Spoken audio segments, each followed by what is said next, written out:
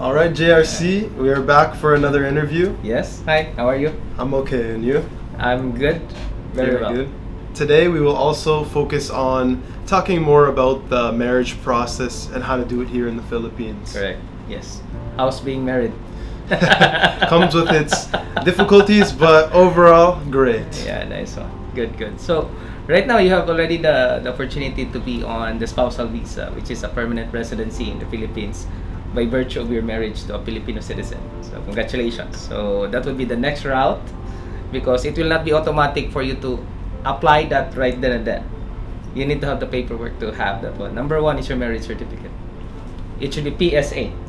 So, PSA. Yeah. So right after your marriage rites or ceremony, you already signed the marriage certificate, and then you need to have that one endorsed to the civil registry.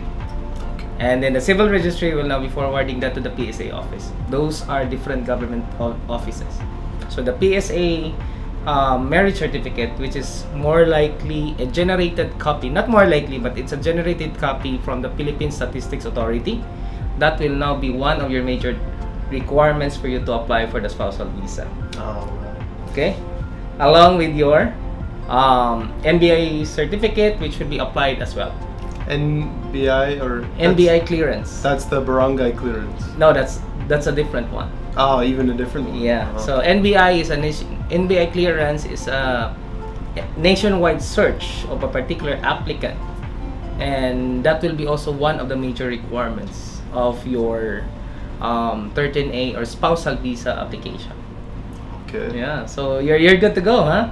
Yeah, already starting on the process, but it seems like a lot at 1st. Uh-huh. But while working with you, it's so much easier because I don't have to stress out and figure all of these things through Google or through asking other people, but I can just, ask you guys here. Thank you so much for that. Honestly, it can be done. It can be done by our foreign friends coming over to the Philippines, or our expats coming over to the Philippines can do it by themselves. However, they just need to prepare mentally on what are the things that they will be going through, like jumping up from from one office to another office, just like what you did when you had your marriage license, right? So it's a little bit of juggle between Yeah, juggling around because you have to find all of the locations of the buildings, the hours that they are open, and all of the papers. If you're missing maybe one, they will say, "Oh, okay, come back with." You're gonna make another trip. Yeah. So going back, you're already done with the marriage thing. You already have the license, the marriage contract or certificate. So you're good to go with the 13 or spousal visa application. This is good. So you're a permanent resident now, huh? Welcome home. Welcome home. So upon completion of the other paperwork as well, together with the two major things that I have mentioned a while ago, if you're actually located in Cebu, just like for example yourself or any subscribers of yours who have been into that situation, you have two options really to file your spousal visa. Number one, you can file it in Cebu District Office. So that's located somewhere in Cebu, and also you have an option for you to file it in Manila directly. So what's the difference? Processing time. Processing time will be, if you process it in Manila, that would actually save you 1 to 2 months processing time. Why? If you file it directly in the main office, they're gonna be evaluating it, and they will be the only office that will be approving that visa application. If you go through Manila, if you go through Cebu, they will actually have the preliminary evaluation of your paperwork. Then they will endorse that to the main office for the approval. So there's an extra 1 to 2 months because they're gonna do the evaluation, they're gonna do the logistics of sending your physical paperwork of your visa application and your ACR I-card application to Manila before Manila will actually do the final evaluation for approval. So if somebody didn't live in Manila and they wanted to do that, how many times would they need to visit Manila? Roughly 3 to 4 times. 3 to 4. Filing, that's one, when you file your paperwork. Number two, once it's already approved, there's what we call implementation as well.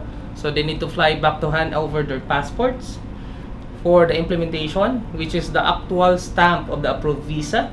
And then after that, but prior to that, there's what we call biometrics and capturing. So they need to have the data. Your data should be captured or should be in the Bureau of Immigration records. That's step number 2. Then number 3, that would be like for the implementation. And then for the last one, the releasing of your approved visa on your passport and the ACR card. By the way, the one that I mentioned earlier is 2 folders in hand. That is on your visa application, and also there's a separate application for your ACR card. I don't know if you're gonna ask about the ACR card, but the ACR card stands for Alien Certificate Registration Identification Card. It is an ID or identification of your visa being issued from the Bureau of Immigration. And you will get an updated ACR card because of the new marriage status and residence status. Yes, correct. You're definitely correct on that aspect, because an ACRI card can also be issued on the tourist visa. Yes. So there's a gray ACRI card. So the only difference is the color and the classification below the picture. So it's gonna say like for the gray one, that's tourist visa or tourist. That's the categorization. But once you are already on a spousal visa, you will be on either probationary or permanent residency. By the way, speaking of probationary, for the first tranche of the spousal visa application, number 1, for the first 12 months, there is actually what we call probation. So that's 12 months. And then you will be going the same process again 3 months before the validity of the probationary. 3 months before that, on the 9th month, you should be starting already to have or to process or prepare your paperwork for the amendment from probation to permanent. So at the 9-month mark, after we already have the 13A visa, the probationary one, then we should get all of the process started again. Yes, correct. You're gonna get another PSA, you're gonna get another NBI clearance. So all of the same set, the same procedures that you're gonna go to the Bureau of Immigration office for you to file your paperwork, so on and so forth. Right? Yeah, and after that, once you will be approved with that spousal visa application, there are 2 major obligations that is being there are 2 major obligations from the Bureau of Immigration and after you'll be approved with the spousal visa, there are 2 requirements that you need to comply from the Bureau of Immigration. Number 1, annual report. So basically, it will be required in the first 60 days of the calendar year. Second, every year? Yeah, every year. Okay. Renewal of the ACRI card every 5 years, as long as the marriage is still intact, meaning you're not separated. So are you up for that? Yeah. Oh, good. So an annual renewal. I have Annual a question, report. or an annual report. That is, explain to me a little bit more about that. Annual report is a requirement from the Bureau of Immigration. They wanted to check of all the visas being issued, if where is the whereabouts already of the foreign national. Where they live, yes, where they are. What happens if there is a foreigner who travels around a lot? Normally they will be required to do the annual report, and if they cannot make it in the first 60 days of the year, then upon their arrival during that calendar year, they will be required to have the annual report 15 days after their arrival on that specific calendar year. So those are the things that your subscribers should actually know. Those are the fundamentals of the 13A or the spousal visa application. And then one major thing that you always need to remember, as long as the marriage is intact. If you're separated right now, that might be risky for you to really still have the spousal visa, because your Filipino wife or spouse can actually file a petition for cancellation if that's the case. And that's the reason why other foreign nationals who have the 13A spousal visa opted just to have the retirement visa, because retirement visa does not connote or does not be retirement visa because retirement visa is not coterminous to any relationship contingency. Yes, correct. Yeah. All right. Well, that clears up a lot. Is there any other extra information that my subscribers and viewers should know? Yeah. There's actually the Bureau of Immigration right now is under with the new leadership the Bureau of Immigration right now is under new leadership, and they're actually making some rules or regulation or policies that have been re-implementing right now, or they're reviving it. Number one is refiling of your or filing of your amendment should be at least should be at least 3 months before. It should not be less than 1 week. It should not be less than 2 weeks for them also to give time. Because why? If you file it in Cebu with less than 1 week and they were gonna evaluate it and they forward it to Manila, it's already expired. So that's basically the start. Make a time frame, stick to the 3-month rule, because preparation of the paperwork would require you to have at least a month to complete it.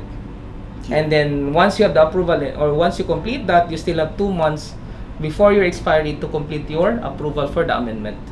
This is in the case of the amendment side. It's a lot, but I'm sure that, It is.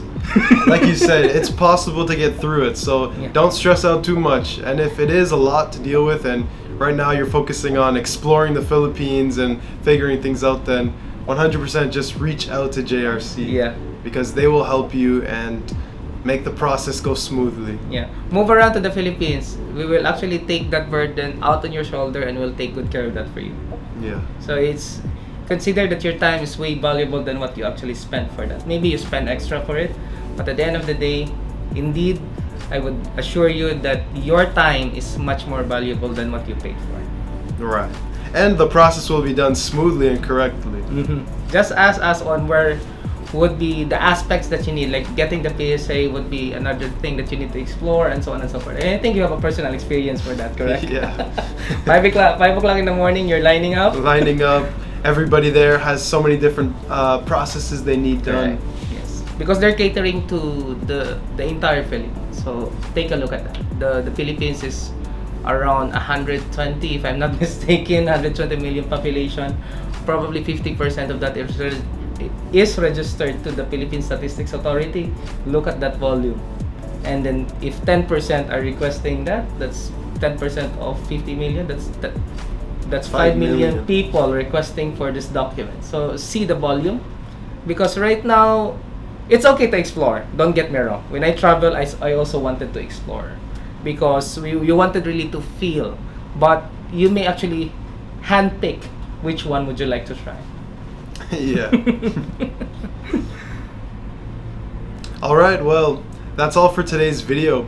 I know that a lot of you have been asking me questions about the whole marriage process and how everything works, and I'm glad that I could make a follow-up video here with JR and clear up any of those questions. So if you actually still have any questions, make sure to reach out to JR. I will leave the email for JRC in the description down below, so you can contact them with any questions that you may have.